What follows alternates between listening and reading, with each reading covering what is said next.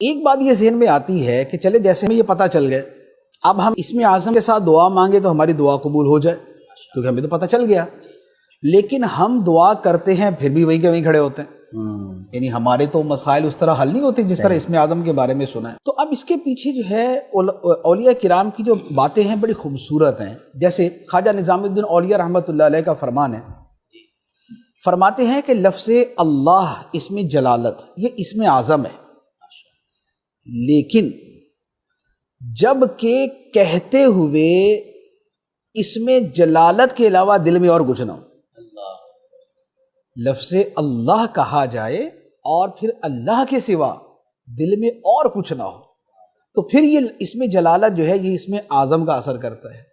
بعض نے یہ فرمایا کہ جتنے بھی اسماء مبارکہ ہیں ان تمام اسماء کی یہ خصوصیت ہے کہ ان میں جس نام مبارک کو بھی آپ یوں پڑھیں گے کہ آپ کا دل دنیا کی محبت سے خالی ہو اور اللہ تعالیٰ کی محبت سے لبریز ہو اور اللہ کے سوا کسی اور کا دل کے اندر کوئی خیال اور دھیان ہی نہ ہو، اس وقت آپ جو بھی اسم مبارک کہیں گے وہ اسم اعظم ہے۔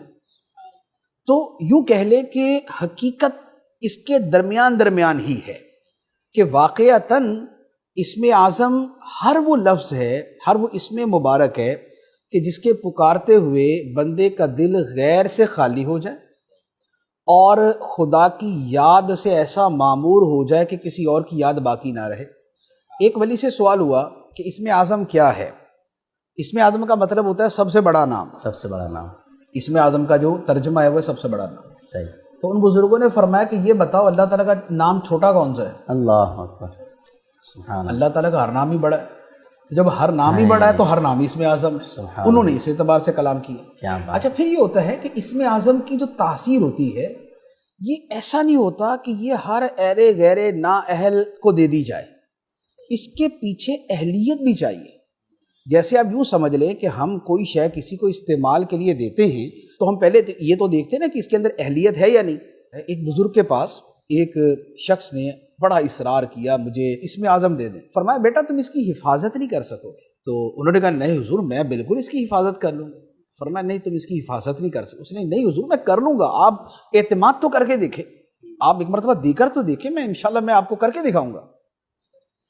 ان بزرگوں نے فرمایا اچھا چلو یوں ہے، اس کو ایک ڈبہ دیا، باکس، اور فرمایا کہ یہ نا فلاں شہر میں فلاں بندے کو جا کے دینا ہے، جب تم اس کو دے کر واپس آؤ گے تو تمہیں اسم اعظم مل جائے گا، لیکن شرط یہ ہے کہ اسے کھول کر نہیں دیکھنا، اسے کھول کر نہیں دیکھنا، کھول کے نہیں دیکھنا ڈبہ۔ اس نے کہا ٹھیک ہے۔ اس نے باکس پکڑا، چل پڑا، تھوڑا سا رستہ طے ہوا تو اس کو لگا کہ یار اس کے اندر نا کوئی اچھل کود ہو رہی ہے۔ اس نے کہا بھائی یہ کیا چیز بزرگوں نے ایسی دی ہے کہ جو اندر اچھل رہی ہے؟ اس نے کہا دیکھتا ہوں، پھر کہا نہیں بزرگوں نے کہا تھا دیکھنا نہیں ہے نا۔ آگے چلتا گیا کئی منزلیں طے ہو گئی، وہ اندر کی جو اچھل کود تھی وہ بڑھتی جا رہی تھی۔ اس نے کہا یار تھوڑا سا تسلی تو دے دوں اس کو، تمہیں کیا مسئلہ ہے؟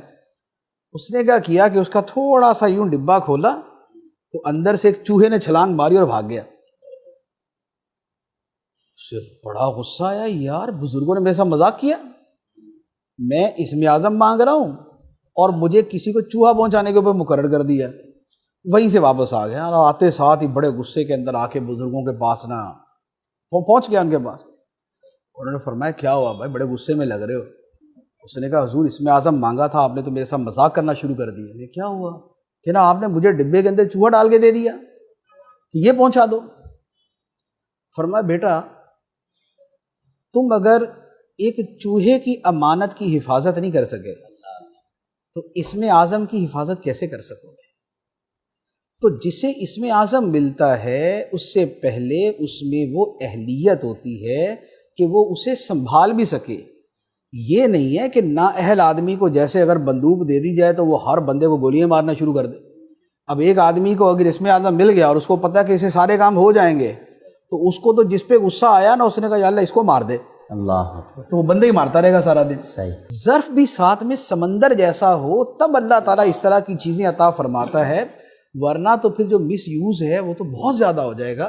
تو یہ سمجھ لیں کہ اسم اعظم جو ہے نا وہ ان چیزوں کے درمیان دائر ہے کہ بندے کے اندر اہلیت ہوتی ہے اور اس میں ضبط ہوتا ہے، صبر ہوتا ہے، حلم ہوتا ہے، پھر اس کا دل غیر کی محبت سے خالی ہوتا ہے، اللہ تعالیٰ کی محبت سے لبریز ہوتا ہے صحیح.